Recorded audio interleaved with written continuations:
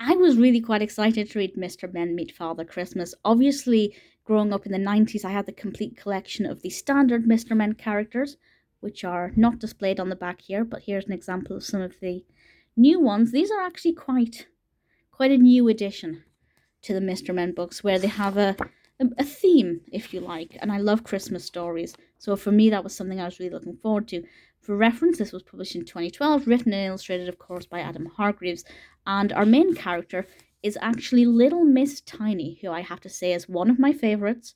I love the character. I love her tiny pinecone Christmas, and she's really excited. It's Christmas Eve. She can't wait for Father Christmas to come, and Mr. Daydream comes along and says, "Well, I'm going to the North Pole. Why don't you come with me?" And they fly on the back of this yellow bird over all of the different places where the Mr. Men characters live. We have Cleverland and Nonsense Land and various other places, which I think is a nice little way of bringing together all of the different characters and different locations on their journey there. Mr. Sneeze. And eventually they get to the North Pole and they meet Father Christmas and Mr. Christmas. And while there, they explore the North Pole and various fun, exciting, festive things happen, and they meet the reindeer. Isn't that adorable? I love how festive the illustrations are. They're really beautiful. And ultimately, little Miss Small wakes up on Christmas morning.